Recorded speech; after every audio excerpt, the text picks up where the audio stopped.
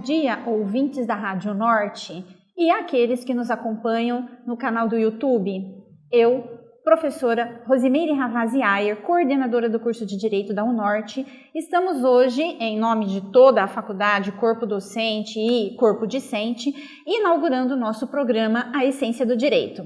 E temos aqui como grande convidado o professor Júlio Marchetti, que é um especialista em Direito Constitucional e analista do TRF3, da terceira região, no caso, né? Doutor, muito bom dia, é um prazer tê-lo conosco e o assunto de hoje é a improbidade administrativa, que é um assunto, tá, que não só é interessante para os operadores do direito, para os estudantes, mas para toda a comunidade, em função mesmo por conta da condição política que a gente está vivendo no país hoje.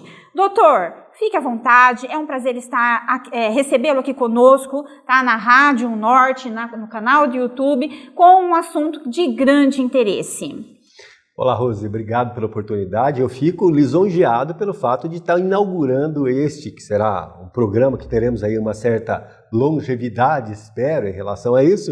E eu digo que, em relação à lei de improbidade, é o seguinte, como você disse, nós estamos aí num momento político que não é um momento de agora, né? A gente já vê isso desde, no mínimo, mais de uma década, que a gente vê aí o patrimônio público sendo vilipendiado, seja na esfera estadual, municipal, federal, independentemente da cor partidária, a gente vê que nós temos aí um tratamento dado ao patrimônio público que não é o mais adequado. Sim.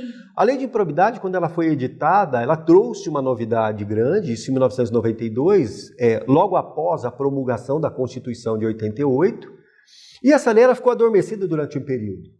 Durante os primeiros 5 anos, inclusive o professor José Afonso da Silva, clássico de direito constitucional, né? O professor José Afonso, naquela época, dizia que a lei de improbidade ela tinha pouca aplicabilidade, nós não tínhamos processos de improbidade. E muito pouco se ouvia, inclusive, né, doutor? Assim, uma pessoa um político foi condenado por uma infração à lei de improbidade administrativa. Hoje não, né? Hoje a gente já ouve até com mais frequência. O que houve ali foi o seguinte, durante o primeiro período, os primeiros 5 anos, de fato, ela foi muito pouco aplicada. Sim.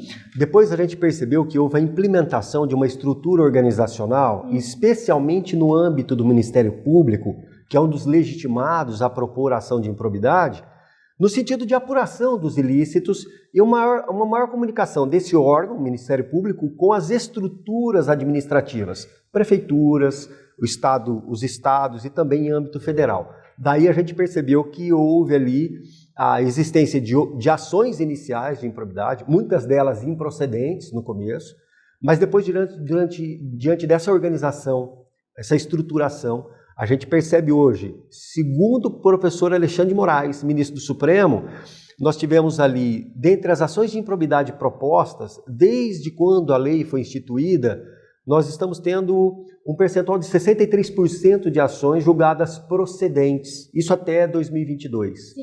Quer dizer, então, é um índice bastante elevado de procedência e condenação com base na lei de improbidade. E aí surgiu a lei em 2021 que altera substancialmente essa lei. Isso, então, e essa lei que o senhor está falando, que é a Lei 8429 de 1992, né? Então ela passou aí por uma reforma, né?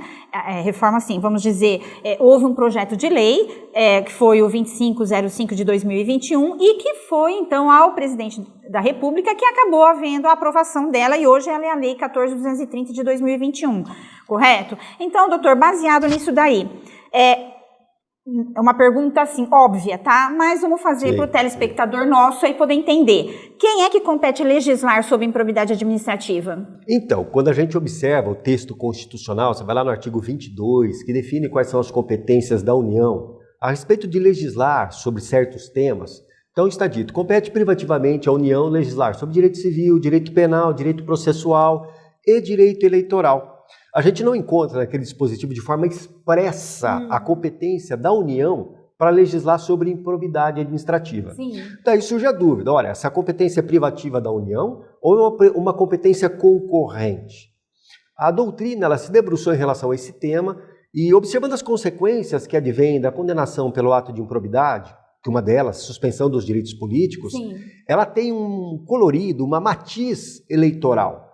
Então disse que, diante do fato de a União ter competência privativa para tratar de direito eleitoral, também tem competência privativa para tratar de improbidade, cuja repercussão recai sobre os direitos políticos do indivíduo. Então, competência privativa da União para legislar sobre esse tema. Olha que interessante, tá vendo? A gente geralmente faz uma pergunta que para nós operadores do direito parece óbvia, mas não é tão óbvia assim, não é verdade? E ainda mais para nossos telespectadores e ouvintes da Rádio Norte, que muitas vezes são pessoas leigas, então é importante a gente trazer essas informações para eles, tá?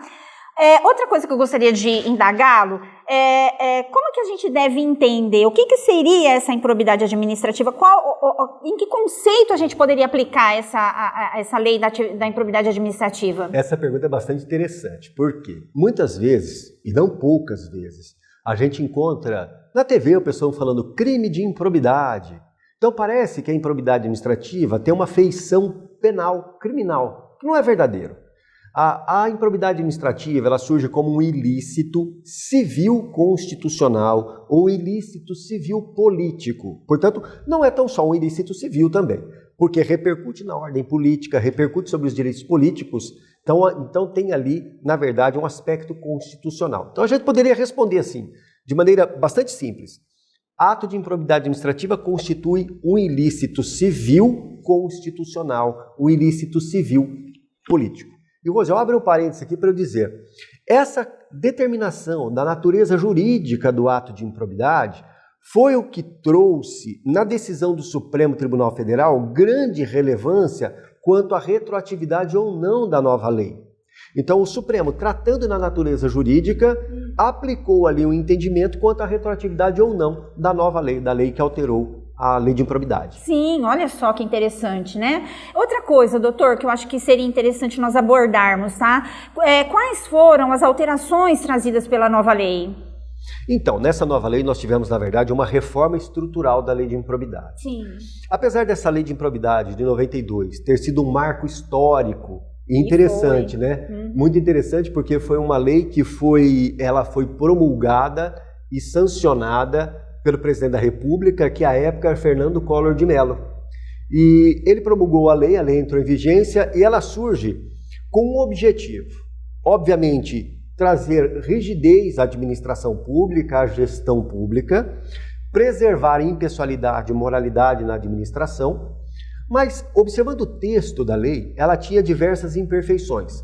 Não que todas tenham sido corrigidas, sim, não. Sim. Mas ela tinha no seu bojo ali diversos dispositivos que indicavam uma certa insegurança jurídica, especialmente na definição dos atos de improbidade, sim, porque a tipologia da lei ela é diferente do direito penal, é uma tipologia aberta. Ela não define de forma específica e precisa o que é o ato de improbidade.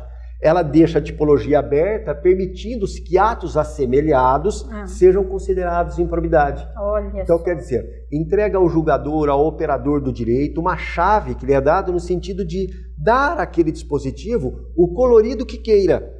Então, isso trazia uma grande insegurança. Sim. Com a pretensão de reparar essas certas inseguranças, o Congresso Nacional ele deu um passo enorme, tanto num ponto positivo quanto em alguns aspectos negativos. Primeiro, ele vem e exclui a possibilidade de termos a modalidade culposa de improbidade administrativa, o que para mim foi um acerto. Porque naquela época, logo que a lei foi editada, ela definiu 3 tipos de improbidade. Sim. Enriquecimento ilícito do artigo 9º, prejuízo ou dano ao erário no artigo 10º e ofensa aos princípios constitucionais no artigo 11º. No artigo 10º havia a possibilidade de responsabilização culposa por negligência, imperícia, imprudência. Sim. Aí a gente já percebe que há uma contradição em relação a isso. Se a gente parte do pressuposto de que a improbidade me dá a ideia de desonestidade, me dá a ideia de um comportamento que já é ilícito, mas com o dolo, como é que nós teríamos uma improbidade culposa? Né? Como é que eu poderia ser desonesto sem querer? Sim. Aí a doutrina e a jurisprudência têm discutido esse tema desde a edição da lei. E muito criticado, sim, o comportamento culposo como um ato de improbidade. Então, a modalidade culposa ela foi afastada. Ela não está mais dentre as hipóteses de improbidade. Então, essa foi um ponto bastante positivo, eu entendo, na reforma da lei. Aí as pessoas podem indagar, olha, Júlio, então o que a gente vai ter? Nós vamos ter impunidade em relação a comportamentos culposos que causam dano à administração, que causam dano ao erário. Não, de modo algum. A responsabilidade do servidor público, do agente público, por dano causado ao erário, continua a existir. Sim. É possível a ação indenizatória, é possível responsabilização administrativa. O que nós não teremos tão só é a repercussão política de um ato culposo. Sim. Eu não vou suspender direitos políticos daquele que agiu culposamente. Quer dizer, até uma desproporção na medida. Sim. Então eu vejo, Rose, que em relação a essa alteração, ela foi bastante interessante. Também houve alteração do prazo prescricional, que era estabelecido na lei de improbidade. Sim. Antigamente, na redação original, nós tínhamos um prazo prescricional que era de 5 anos para quem tem cargo comissionado e função de confiança, e para quem tem cargo de provimento efetivo, a lei de improbidade, ela buscava o prazo prescricional do processo administrativo. Então ela dizia, em relação a servidores que têm cargo de provimento efetivo, aplica-se o prazo prescricional previsto no respectivo estatuto para a pena de demissão a bem do serviço público, que a rigor eram 5 anos. Sim. Então vamos pensar assim de maneira genérica, prescrição em 5 anos. Entretanto, a lei inicialmente, ela não definia causas interruptivas do prazo prescricional. Então tinha 5 anos para entrar com a ação, promovida a ação, ela não estabelecia hipóteses de interrupção do prazo. Olha. Aí a pergunta surge, mas quanto tempo demora uma ação de improbidade? Nossa Senhora. Feito um levantamento desde a propositura da ação até o julgamento, numa média, tá? Tem alguns que demoram mais, outros menos, mas a média é de 4 a 5 anos. 4 a 5 anos. Até a decisão final. Obviamente que há casos complexos, Sim. como a gente viu diversas hipóteses em que demora mais, e aí é bastante interessante, né? Normalmente os casos complexos, que são realizados por aparatos e estruturas organizacionais que buscam vilipendiar o serviço público, a administração pública, são aqueles que, por serem complexos, demoram mais e ocorre prescrição. Então, houve uma discussão no seguinte sentido: a lei de improbidade ela só é útil para pegar aquele que comete ilícitos pequenos. Aqueles grandiosos, ela se torna inócua. Porque ele vai brigar, ele vai contestar, ele vai... Acaba gerando a prescrição naquele período. Sim. Aí definiu-se ali hipóteses de interrupção depois da propositura da ação. Sim. Então nós tivemos, primeira alteração importante, exclusão da modalidade culposa, alteração do prazo prescricional e também a retirada de algumas condutas de improbidade. Foram retiradas. Aí houve uma alteração que já foi corrigida pelo Supremo, que é quanto à legitimidade para a propor-ação. Interessante que, na redação originária, legitimados para propor a ação de improbidade eram o Ministério Público e, concorrentemente com ele, a pessoa jurídica interessada ou prejudicada. No caso, por exemplo, ato de improbidade que atenta contra a administração do Estado de São Paulo. Quem pode propor a ação? Ministério Público Estadual ou os procuradores do Estado, representantes do Estado. Portanto, o Estado também pode propor ação. Na redação nova, retirou-se a legitimidade da pessoa jurídica interessada, mantendo-se a legitimidade só do Ministério Público. Houve a provocação do Supremo quanto a isso, e o Supremo não. Falou, olha, não há na Constituição, diferentemente do que ocorre em âmbito penal, dispositivo que afirme que compete exclusivamente ao Ministério Público a ação de improbidade. Então, a lei que dá a ele essa exclusividade afronta o texto constitucional e isso foi corrigido. Sim. Ah, interessante, olha só. São alterações até significativas. Bastante, né? bastante. Muito significativas. Bastante. Agora, o seguinte, doutor. A gente fala improbidade administrativa. Perfeito. Tá? Como nós poderíamos enquadrar, então, o que é essa administração? Por que administrativa? Então, é o seguinte, quando se fala de improbidade administrativa, tem duas coisas que chamam bastante atenção quando a gente lê, especialmente quem é leigo, não conhece. Improbidade administrativa é um ilícito penal, civil ou administrativo? Sim. A maioria conclui que é um ilícito administrativo, que não é verdadeiro, é um ilícito civil. Agora, a improbidade, vamos pensar de maneira bastante simples, tá? Constitui o ato de má gestão dolosa, ilícita, que ocorre no ambiente da administração pública, Sim. seja do Estado, seja do município, seja da União. E também nas entidades da administração pública indireta, autarquias, fundações. Portanto, o ambiente dela é esse daí. Então, é por isso que essa disciplina é enquadrada no âmbito do direito administrativo? Perfeito. Exatamente isso. Muito bem. Agora, me diga uma coisa, como que o STF ele se posiciona em relação aí a esse assunto? Então, em relação à alteração que nós tivemos recentemente, com todas essas modificações, Sim. surge um problema gravíssimo hoje aí, que é o seguinte: imaginemos eu, Júlio, processado por improbidade administrativa, cujo fato ocorreu antes de 2021. Sim. Comportamento culposo, quais os reflexos dessa conduta? Perda da função pública, suspensão dos direitos políticos, ressarcimento ao erário, todas aquelas que estão estabelecidas na Constituição e na lei. Sim. Vem uma nova lei e fala, olha, modalidade culposa já não existe mais, a gente retira, portanto, aquilo que você fez lá atrás, hoje não é mais improbidade. Então, o Supremo ele foi instado a se manifestar, isso num recurso extraordinário, com agravo, a respeito da retroatividade ou não dessa alteração da lei. Porque tem gente que ainda está sendo punido ainda. Perfeito. Né? Tem processos em andamento. Pela lei anterior. Isso, tem processos em andamento, tem gente que já foi condenado. Sim. Aí nós somos obrigados a trazer à baila uma discussão de direito penal, porque aqui sim surge um confronto.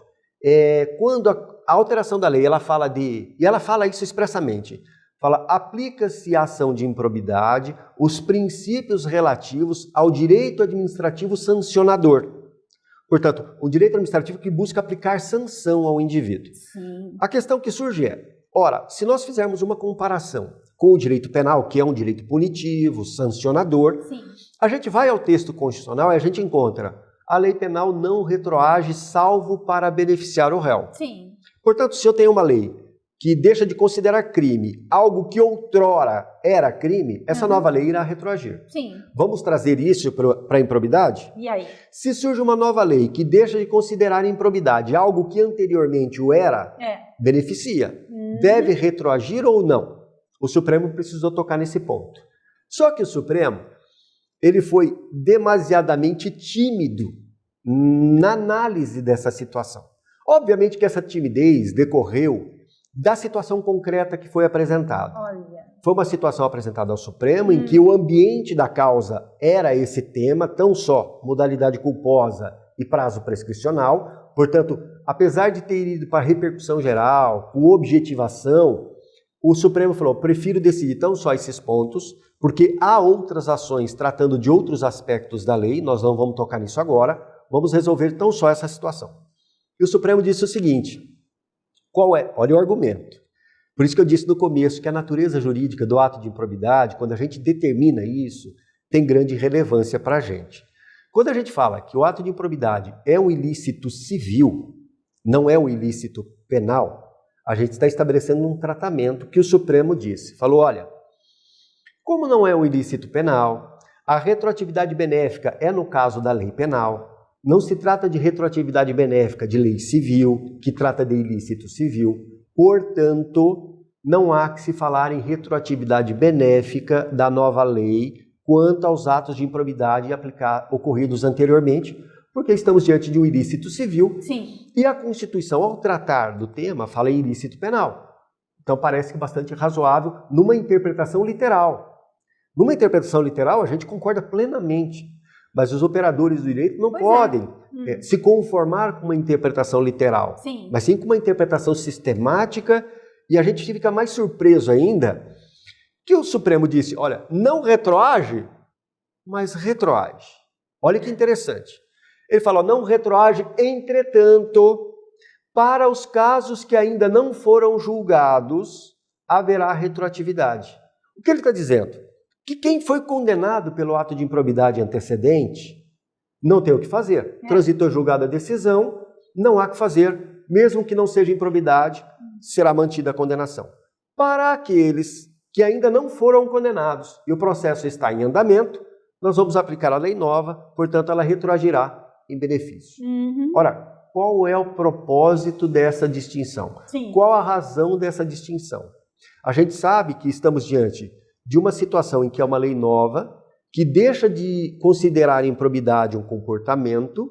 Se deixou de considerar improbidade, na minha percepção, modesta percepção, é no seguinte sentido: não é improbidade para aquele que foi condenado e não é improbidade para aquele que está sendo processado. Então, a mim, o julgado do Supremo foi tímido nesse ponto. Uhum.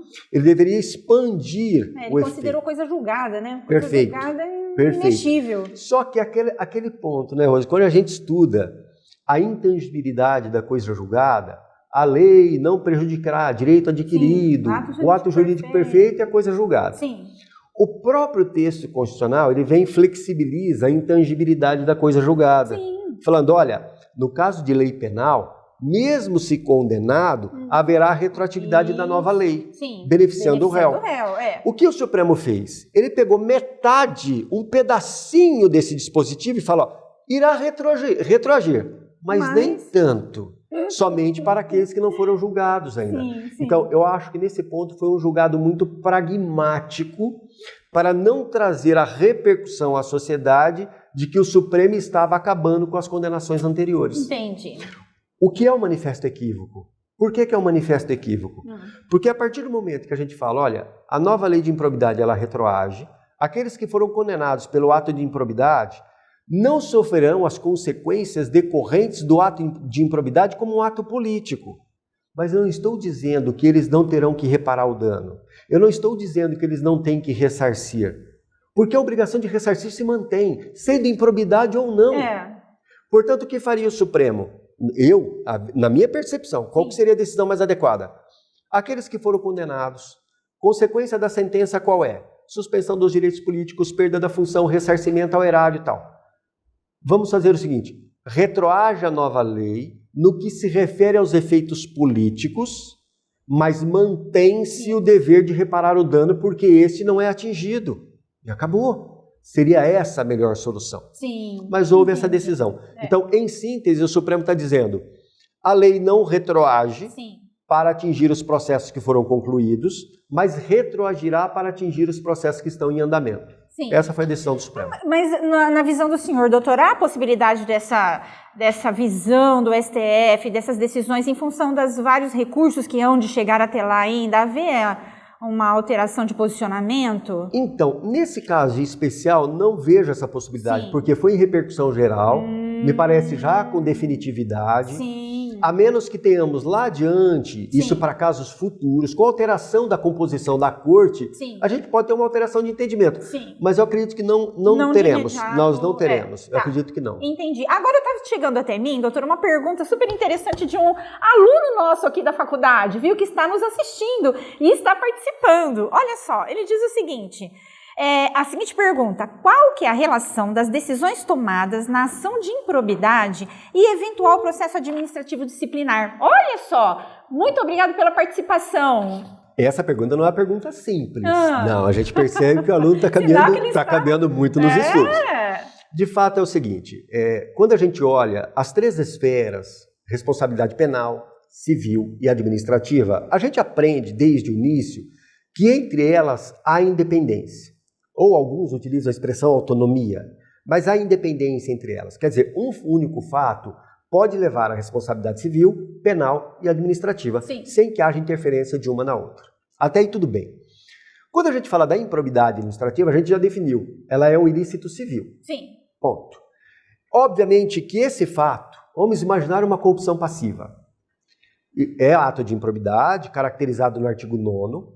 Esse sujeito ele será responsabilizado penalmente com base no artigo 317 do Código Penal, que é corrupção passiva, pena de 2 a 12 anos.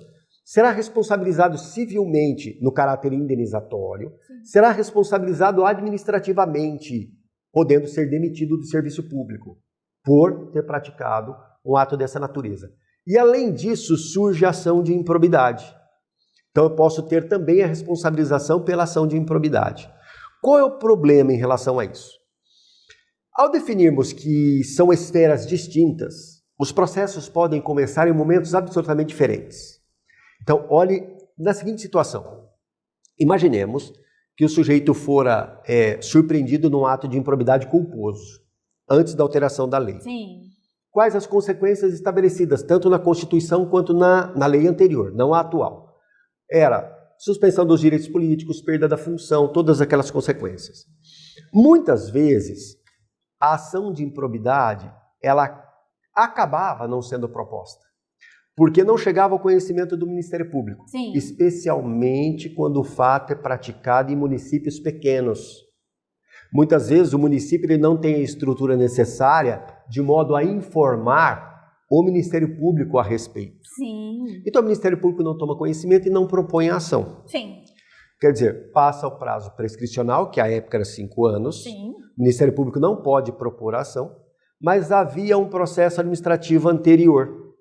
A administração instaurou o processo, demitiu o sujeito por um ato de improbidade, Olha. e vem uma nova lei agora e altera a lei de improbidade. Sim. E fala, olha, não há mais improbidade culposa. Ora, qual é a consequência que fica? Ora, Júlio, mas você não me disse que a lei não retroage quando há fatos já julgados? Sim. Mas não é o que ocorreu neste caso. Porque quando fala de coisa julgada, estamos falando da ação de improbidade que teve uma sentença judicial e transitou em julgado. Sim. Neste caso, nem ação judicial houve. Sim, era um administrativo. Eu só tive um processo administrativo. Entendi. Quer dizer, essa nova lei, ela retroage ou não? Na minha percepção, sem dúvida que retroage. Sim. Por quê? Porque não houve a coisa julgada em âmbito judicial Sim. que impediria a retroatividade conforme determinado pelo Supremo. Perfeito. Então nós teríamos essa possibilidade de retroatividade, Sim. atingindo o processo administrativo. Perfeito. A pergunta que ele trouxe é uma pergunta que tem uma amplitude bastante grande, porque ela nos permite discutir qual é o conceito de improbidade administrativa, por exemplo, na Lei 8.112, que fala do Estatuto dos Servidores Públicos da União. O que eu devo entender como improbidade que eu tenho ali que leva à pena de demissão? Ora, num processo administrativo, pode a administração pública ingressar em ambientes probatórios que eram reservados ao juiz? Por exemplo, definir se a conduta é dolosa ou não? Aí pode se perguntar, Júlio, mas definir se uma conduta é dolosa ou não é simples. Não, não é simples. Por quê? Porque a nova lei alterou o dolo. Na lei antecedente, o dolo era simplesmente a vontade dirigida a realizar os verbos contidos nos tipos. Receber, perceber, adquirir. Sim. Tá. Esse era o dolo. Aquele dolo de direito penal, chamado de dolo genérico, ou dolo natural. Hoje, o dolo da lei de improbidade é o dolo específico. Vamos aqui num raciocínio simples para aquele que é leigo nos entender. Sim. O que é um comportamento doloso? Para haver dolo, é necessária a vontade de fazer algo errado? Então são essas as questões. Adotado o que se chama de dolo natural, para haver dolo, não é necessária a vontade de fazer algo errado. Eu, quando escrevo, eu escrevo dolosamente. Eu, quando bebo água dolosamente. Sim. Porque eu quero aquele resultado. Intencional, sim. É o resultado lícito, pretendido e buscado. Sim. Isso é dolo. Isso. Agora, havia aquilo que nós chamávamos de dolo malus, ou dolo carregado de ilicitude. Sim. Onde conduta dolosa só era aquela que buscava um fim ilícito. Portanto, beber água não seria doloso, escrever não seria doloso. Sim. Apesar de haver voluntariedade, tudo, não seria doloso. Isso. O que fez o legislador? Ele adotou o dolo específico, também chamado dolo malus, no seguinte sentido: não basta demonstrar que ele realizou o verbo, tem que demonstrar que ele buscava fazer algo ilícito. Olha. Isso parece ser algo muito simples, mas no campo probatório é muito complexo. Porque você ingressa no ambiente anímico. Sim. Você tem que, por meio de provas, buscar aquilo que está dentro da cabeça dele. Intencional da pessoa. Então, quer dizer, a mim parece que a lei de improbidade nova, ao definir o dolo específico, obviamente que trouxe mais segurança jurídica, mas criou um obstáculo imenso para a apuração de ilícitos. Por quê? Por exemplo, membro do Ministério Público, se ele não tem a demonstração evidente e com certa certeza, isso ele não está falando de discutir no contraditório, antes de propor ação. Se ele não tem elementos suficientes, ele não vai propor ação. E por quê? E aí é o seguinte, quando a gente olha a nossa estrutura, especialmente as alterações legislativas que tivemos, Rose, parece que estão criando uma proteção no sentido de impedir a apuração de ilícitos. Olhando para os membros da magistratura, para os membros do Ministério Público, delegados, autoridades, e falando, olha, se você fizer isso, vai ser abuso de autoridade. Quer dizer, criou-se uma situação temerária. Sim. A pessoa, ela recua. Ela fala, olha, eu não vou ingressar nisso porque eu não tenho tanto elemento, portanto, eu não vou propor ação. Então, me parece que foi um ambiente protetivo. Isso na minha percepção, não há problema, eu percebo dessa maneira mesmo, Sim. que houve uma proteção. Então, o dolo hoje que nós temos é o dolo específico, onde só se considera dolo a busca de um resultado ilícito para a administração. Portanto, a comprovação ela fica bastante difícil. Olha, doutor, eu espero imensamente que essa resposta que o doutor tenha dado realmente tenha satisfeito a pergunta do nosso aluno. E é um aluno aqui da UNORTE do nosso curso de Direito. Né? Pra você ver a importância de estarmos hoje aqui na rádio UNORTE e no canal do YouTube com todos vocês, trazendo um assunto de extrema importância, de um conteúdo fantástico. E, doutor, foi um prazer imenso recebê-lo aqui conosco. Olha, espero convidá-lo novamente para estar aqui conosco, talvez aí com outro assunto tão interessante e tão importante como esse. Eu estou aqui para agradecer imensamente a sua participação e a participação da UNORTE, aliás, a oportunidade que ela nos deu de estar aqui recebendo o senhor. Exatamente isso, obrigado. E eu acho que esse tipo de espaço só vem a engrandecer o ambiente jurídico, a discussão em relação a temas de direito, sem que haja travas. A gente percebe muitas vezes, Rosa, não sei se você comunga do entendimento, de que às vezes as pessoas deixam de externar argumentos, ideias, com receio de contrapor um argumento anterior. Isso, por exemplo, quando a gente vê o direito alemão, na Alemanha, a gente vê uma discussão franca em relação a isso. Alterações doutrinárias, alterações jurisprudenciais, porque o ambiente de discussão é um ambiente bastante aberto. Sim. E a gente percebe um certo pudor aqui no Brasil e em outros locais, especialmente na América Latina, em relação a certos pontos. Sim. Então, o que eu acho que esse ambiente é um ambiente propício para uma discussão acadêmica, valorosa, e eu tenho certeza que a UNORTE, com os seus alunos, com os professores, com aqueles que dirigem a instituição, irão promover algo muito valioso para o nosso ramo jurídico. Muito obrigada pela atenção, doutor. Obrigado. Agradeço a todos os ouvintes da Rádio UNORTE e aos que estão conosco no canal do YouTube. Muito obrigada.